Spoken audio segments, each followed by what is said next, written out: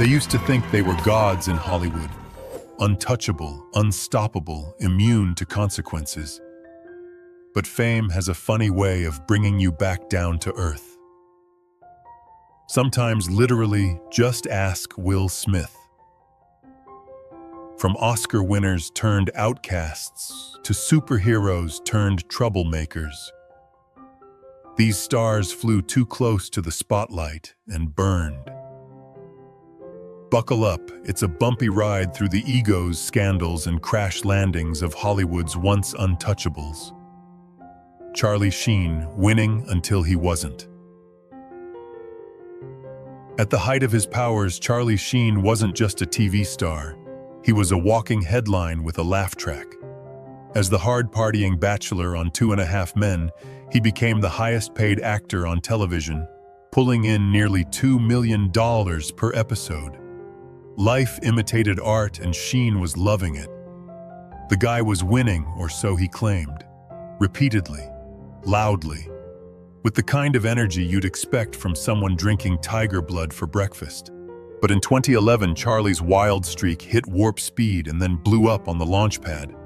He launched into a bizarre media rampage filled with catchphrases like, "I'm a total freaking rock star from Mars, and dying is for amateurs." He trashed his boss, trashed his show, and trashed what was left of his career.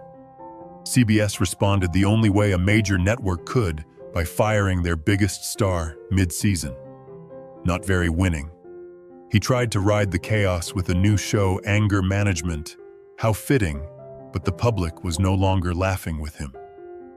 In 2015, Sheen dropped another bombshell. He had been HIV positive for years and had spent millions to keep it secret. Suddenly, his untouchable lifestyle didn't seem so glamorous anymore, just sad, reckless, and dangerous. Charlie Sheen once claimed to have Adonis DNA and tiger blood, but Hollywood's patience not nearly as mythical, because when you fly too high on a rocket of ego and cocaine, gravity always wins. Katherine Heigl, from rom-com queen to Hollywood's cold shoulder. For a hot minute in the 2000s, Katherine Heigl was everywhere. She stole hearts on Grey's Anatomy, snagged an Emmy, and seamlessly jumped to big-screen stardom with hits like Knocked Up and 27 Dresses. Studios loved her. Audiences loved her. She was the face of feel-good romance, America's sweetheart with killer comedic timing and a dazzling smile.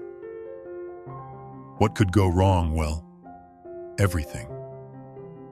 And it started with her mouth.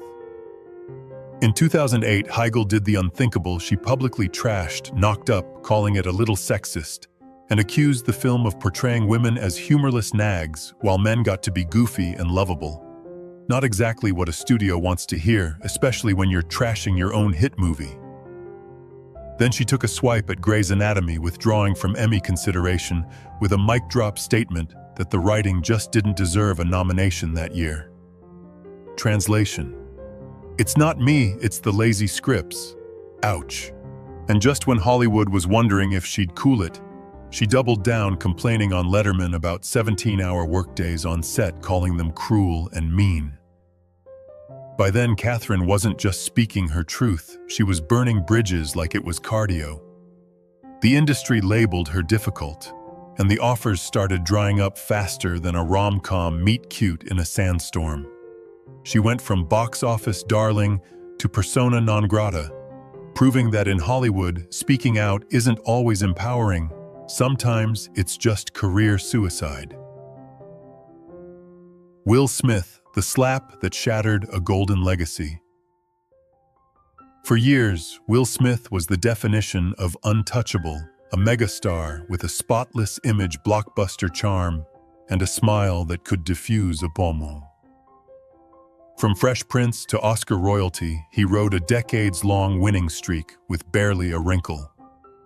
The man had it all: fame, respect, box office magic, and even his own motivational Instagram empire. Nothing could touch him until he touched someone else with his open palm. At the 2022 Oscars, Will shocked the world. In a moment no one saw coming, he calmly walked on stage and slapped comedian Chris Rock across the face after a joke about Jada Pinkett Smith's bald head. The audience gasped. Social media combusted. Was this performance art? Nope. This was the night the Fresh Prince went full fresh punch. Minutes later, Will won Best Actor for King Richard. But instead of a standing ovation, he got worldwide whiplash. Memes exploded. Projects froze. The man who once saved the planet in Independence Day couldn't save himself from public backlash. He apologized publicly, calling his behavior unacceptable and inexcusable. But the damage was done. The Academy banned him from the Oscars for 10 years. Fans who once worshipped him now questioned everything. Lesson learned: even the king of charisma can lose the crowd in a single unfiltered moment. Kevin Spacey, from Hollywood royalty to persona non grata. For a while, Kevin Spacey was Hollywood's ultimate power player, two-time Oscar winner star of American Beauty, and the sinister charm behind Netflix's House of Cards. He was so good at playing manipulative villains, even real politicians took notes. President Obama once joked about no spoilers, but real life was about to deliver one hell of a plot twist. In 2017, Spacey's career imploded overnight. Actor Anthony Rapp accused him of making a sexual advance when Rapp was just 14. Spacey's response: a bizarre PR disaster. He apologized and came out as gay in the same breath, as if that would distract anyone. Spoiler, it didn't. It only made things worse. Then the floodgates burst. Dozens of others came forward with similar stories stretching across Hollywood and London. Turns out Frank Underwood wasn't just acting, he was channeling.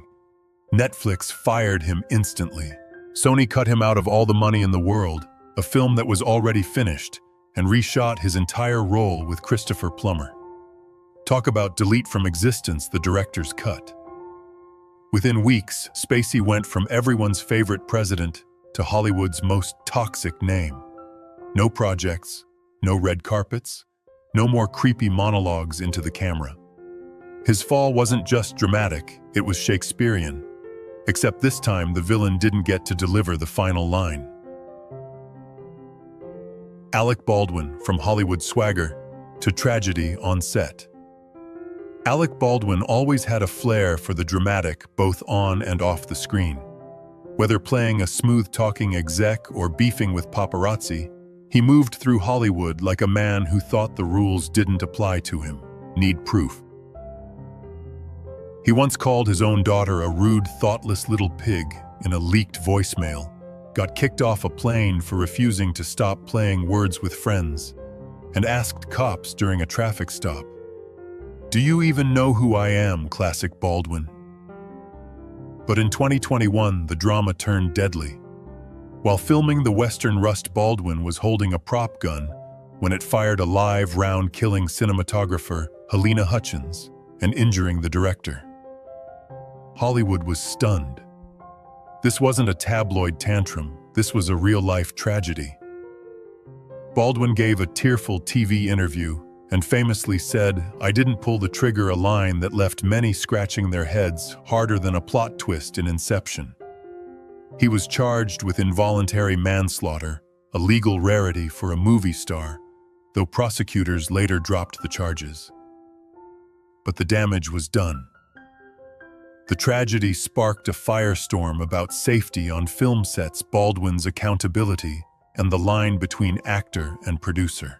The man who once oozed confidence suddenly looked small, shaken, and no longer bulletproof, metaphorically or otherwise. Turns out, even when you're the boss on set, real life doesn't yell, "Cut." James Franco, the overachiever who couldn't outrun his own scandal. James Franco was Hollywood's golden overachiever. He didn't just act, he acted, directed, wrote, painted, taught, and probably ran a vineyard on weekends too. One minute he's playing a stoner in Pineapple Express, the next he's getting an Oscar nod for 127 hours. Then he's teaching film classes at NYU while starring in Spider-Man. The man was everywhere and for a while untouchable, until the multitasking mask slipped. In 2014, a 17-year-old girl leaked Instagram DMs where Franco, then 35, allegedly tried to meet her at a hotel. It was creepy, but Hollywood let it slide. Then came 2018 and the flood. 5 women, 4 of whom were Franco's former students, accused him of inappropriate or exploitative behavior. The irony, he'd just accepted a Golden Globe wearing a Time's Up pin. The headlines practically wrote themselves. The allegations painted a disturbing picture, an acting teacher who blurred every line between mentor and manipulator. Franco denied anything non-consensual, but later admitted he had behaved inappropriately with students and had a sex addiction he never really addressed. By 2021, he quietly settled a $2.2 million lawsuit and disappeared from the spotlight. No more quirky indie films. No more art house ambitions. Just silence. Franco once juggled Hollywood like a circus act. But it turns out, no matter how many hats you wear, none of them can cover up a scandal this messy. Amber Heard, from rising star to public enemy. Number 1. Amber Heard was on a rocket to the A-list. She had the indie cred, the Rum Diary blockbuster clout, Aquaman, a beauty contract with L'Oreal, and a reputation as a fearless activist. In Hollywood terms, she was golden, famous, gorgeous, and outspoken. She even wrote a Washington Post op-ed about surviving abuse. The world applauded. Her spotlight blinding. Then Johnny Depp sued her for $50 million. In 2022, the exes collided in a courtroom battle straight out of a prestige miniseries. Televised, memed, tweeted. It was less a trial and more a cultural circus. Amber cried on the stand. The internet said she was acting. Depp smirked. The internet crowned him king. Justice was blind, but Twitter had 4K zoom. The verdict, brutal. The jury sided with Depp, awarding him $15 million and her just $2 million. Amber claimed the case was a setback for women. The public brutally divided. She was either a martyr or Hollywood's biggest manipulator. The fallout was immediate. Warner Brothers trimmed her Aquaman 2 role. Over 4.5 million people signed a petition to boot her entirely. She lost brand deals. Tabloids roasted her. TikTok declared open season. Eventually, the pressure was too much. She moved to Spain, changed her name, and went off-grid from red carpets to witness protection vibes. Amber once played a sea queen. But after the trial of the decade, she learned just how fast Hollywood and the internet can turn a crown into a curse. Rachel Zegler, from Disney princess to digital backlash. Darling. At just 20, Rachel Zegler went from unknown to unstoppable. Her debut in Spielberg's West Side Story earned her a Golden Globe and a one-way ticket to stardom. She was the first Colombian actress to win that award, and Disney quickly tapped her to play the fairest of them all, Snow White. Cue the fairy tale music, right? Not quite. From the moment Disney announced her as Snow White, the internet exploded. Some critics fumed over her Latina heritage as if cartoon royalty came with a genetic checklist. Zegler clapped back with confidence, telling the haters she wasn't about to bleach her skin for a role. Bold, viral, slightly scorched earth. Then came the interviews and the real plot twist. Rachel said her Snow White wouldn't need saving by a prince, but instead would become a fearless leader. She talked about modernizing the classic and called the 1937 original weird. Disney execs sweating, fans divided, traditionalists started foaming at the mouth. But the real firestorm came in 2024, when Rachel dropped a Free Palestine caption on a Snow White promo tweet. Disney executives panicked. Producers flew in to beg her to take it down. She didn't. Tensions rose. Disney began vetting every post like it was classified intel. Then Snow White flopped hard. $43 million on a $270 million budget. Oof. Once seen as the next Disney darling, Rachel suddenly became a case study in what happens when Gen Z stardom, outspoken politics, and billion-dollar branding collide. Turns out being a modern princess isn't just about breaking curses, sometimes you bring one with you. Ellen DeGeneres, from Be Kind Queen to behind the scenes mean. For years, Ellen DeGeneres was the undisputed darling of daytime TV. The dancing, the jokes, the warm hugs, she built an empire on kindness and charm. She was the smiley face of positivity, the woman who made you feel like maybe, just maybe, the world wasn't so bad. She even broke Twitter with that Oscar selfie. Who didn't love Ellen? Well, her staff, apparently. For a long time, there were whispers that the Ellen you saw on screen wasn't quite the one you got behind closed doors.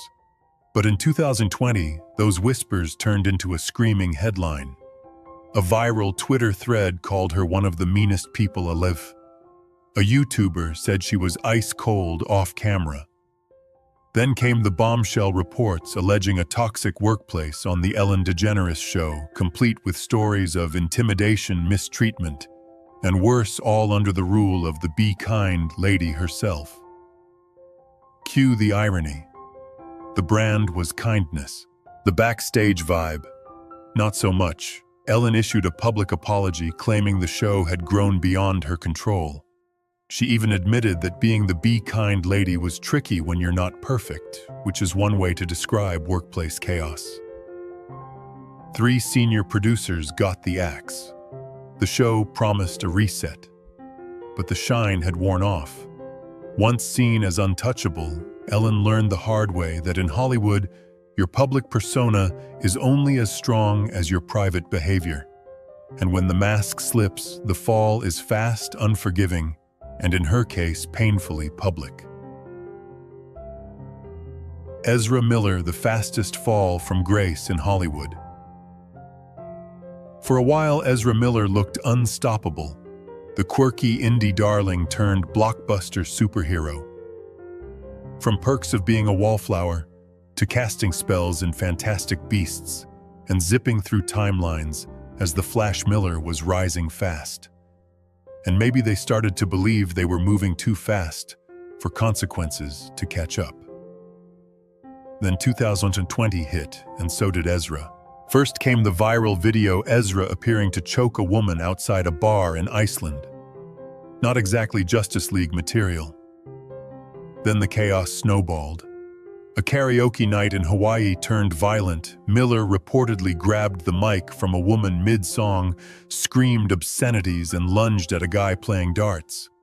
A week later, they allegedly threw a chair at another woman during a traffic stop. Fast, yes. Furious, definitely. By 2022, the headlines got darker. Ezra was accused of grooming a minor, harassing neighbors, and breaking into a Vermont home to steal liquor.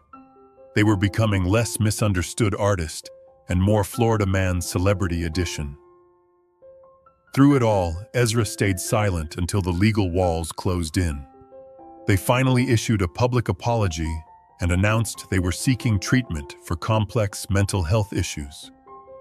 Warner Brothers still released The Flash, praying for a miracle. Instead, they got a box office belly flop and one very awkward press tour, which Ezra skipped. Turns out, when your off-screen behavior outpaces your on-screen superpowers, even the Speed Force can't save your career. Shia LaBeouf, from Hollywood's rebel prince to walking cautionary tale. Shia LaBeouf once had it all: the Disney charm, the action hero edge, and that rare he might be crazy, but I like it energy. From Even Stevens to Transformers, he became Hollywood's favorite wild card. Studios loved him. Directors raved.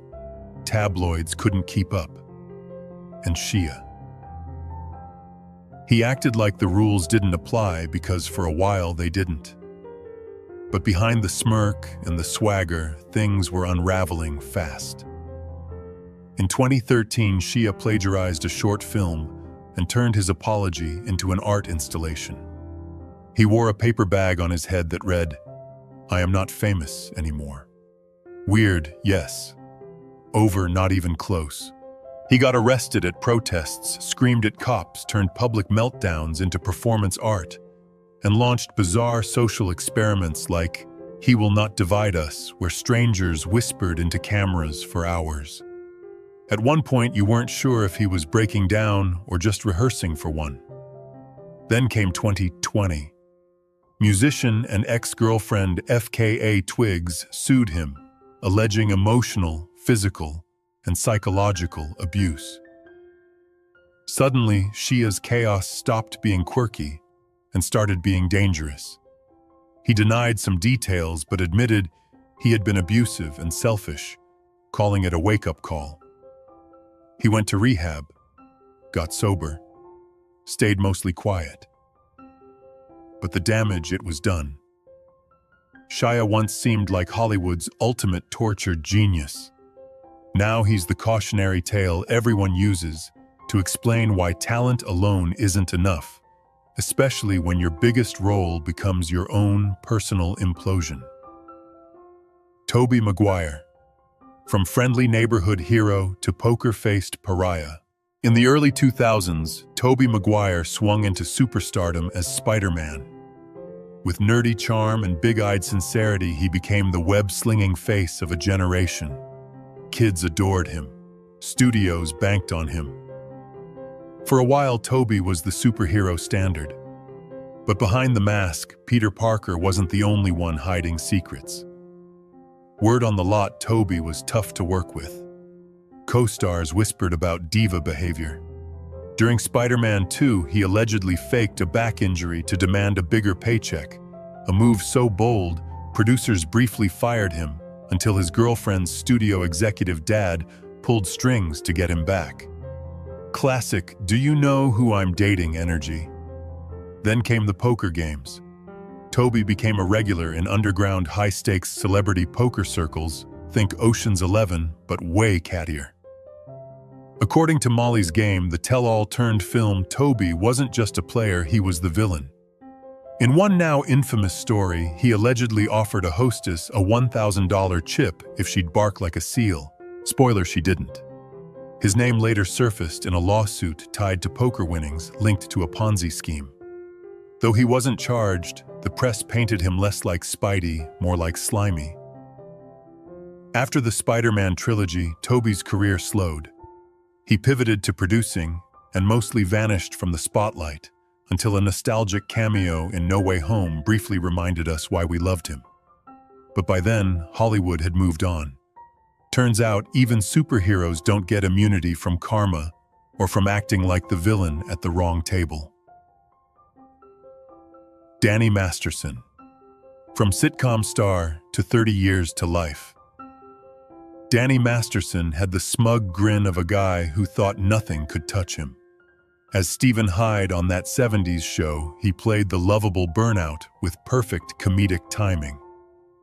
Off-screen, he was a fixture in Hollywood's inner circle, producing shows, partying with A-listers, and flaunting deep ties to the Church of Scientology. According to Masterson, he'd never been hassled about his beliefs. Why? Because I had powerful friends. Yeah, about that. In 2017, everything changed. 3 women, all former Scientologists, came forward accusing him of rape in the early 2000s. They claimed the church pressured them to stay silent. One went public saying she was done protecting predators. Netflix initially brushed off the accusations until they didn't. Masterson was fired from the ranch, dropped by his agent, and officially labeled toxic. In 2020, he was charged with 3 counts of forcible rape. His defense: deny everything and stay silent even at trial. Prosecutors painted a chilling picture, drugging coercion cover-ups. Masterson didn't testify. The jury spoke instead. In 2023, he was found guilty on 2 counts and sentenced to 30 years to life. Not exactly a rerun-worthy ending. This wasn't just another Hollywood scandal. It was a seismic fall from primetime punchlines to a prison cell. The man who once joked about always landing on his feet now won't see freedom again until he's old enough to qualify for that 70s retirement home. Turns out, no amount of fame, faith, or famous friends can save you when the truth and justice finally catch up. Armie Hammer, the privileged heir who fell from grace. Armie Hammer used to be Hollywood's golden boy. You know, the guy with pedigreed lineage, chiseled jawlines, and roles that made people swoon, Call Me by Your Name, The Social Network. He had the kind of swagger that said, "Yeah, I know I'm rich and charming. Go ahead, envy me." Then 2021 happened. Overnight, Golden Boy became Scandal Boy. Multiple women came forward accusing Hammer of emotional abuse, sexual misconduct, and even sharing dark fantasies, yes, fantasies involving cannibalism, which the public devoured metaphorically. His image, once spotless, was now marred by whispers, screenshots, and tabloid headlines that could fill a library. No charges on some claims, others under investigation. His agents dropped him. His projects evaporated. Brands pulled sponsorships. The once emerging superstar found himself unemployable in the mainstream. Now Hammer's trying to piece things back together. He's doing podcasts, making public apologies, talking therapy, living in a tiny-ass apartment, as he said, far from the mansions and party invitations. He even admitted that the cannibal rumors, wild as they were, might always follow him like a bad tattoo. The lesson: in Hollywood, pedigree and good looks can buy you a lot until they don't. One misstep, one tweet, one secret sliding out, and suddenly the fairy tale flips. And for Hammer, the script of his life got rewritten without his approval. Jussie Smollett, from Empire star to infamous plot twist. Jussie Smollett was riding high. As Jamal Lyon on Empire, he wasn't just a breakout star, he was a trailblazer, a proud, openly gay black man, leading one of TV's hottest shows and cashing $100K an episode. Hollywood loved him. Activists praised him. He was talent, visibility, and progress wrapped in one stylish package. Then came January 29, 2019, and a story that unraveled faster than a bad soap opera. Jussie told Chicago police he was attacked by 2 men in ski masks who shouted racist, homophobic slurs, poured bleach on him, and tied a noose around his neck. The media exploded. Politicians rallied. Celebs tweeted. America was outraged. But detectives, they got suspicious. Turns out Jussie scripted the whole thing, rehearsed it, chose the spot, paid 2 brothers $3,500 to play hate crime henchmen who also happened to be his personal trainers. The proof: surveillance footage, text messages, and cherry on top, a literal check. Hollywood clutched its pearls. Fox quietly wrote him out of Empire. Chicago sent him a $130,000 invoice for wasting their time. And a grand jury indicted him on 16 felony counts because if you're gonna fake a hate crime, maybe don't leave a paper trail. In 2021, he was convicted on 5 counts of disorderly conduct. The judge called him arrogant and narcissistic. Jussie got 150 days in jail, served only a few, but his career sentenced to life in pop culture purgatory. Smollett once wanted to be a symbol. Now he's a punchline. Turns out, when you write your own plot twist, make sure it doesn't come with handcuffs. Megan Fox, from Bombshell to Burned by Hollywood. In 2007, Megan Fox exploded onto the scene like a CGI fireball in Transformers. With piercing blue eyes, killer cheekbones, and a smirk that could melt steel, she became the sex symbol of the late 2000s. Directors drooled. Magazines plastered her everywhere. She wasn't just hot, she was untouchable. then she opened her mouth. In 2009, Megan made the mistake of comparing director Michael Bay to Hitler during an interview. Ballsy, yes. Career savvy, absolutely not. Hollywood legend has it that Steven Spielberg himself pushed to have her fired. Transformers 3 ditched her, and suddenly the It Girl was more like A Girl.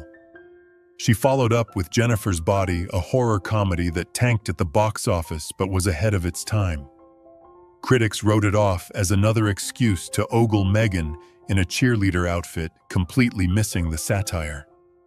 The media turned on her branding, her difficult, vapid, and disposable, basically a Maxim cover in human form.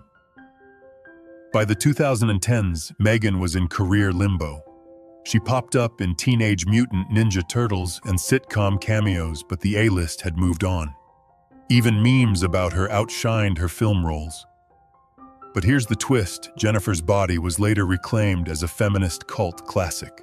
Megan, the so-called cautionary tale, became a case study in how Hollywood chews up and spits out women the moment they speak up or stop smiling. Turns out, the real danger wasn't being too sexy. It was daring to talk back.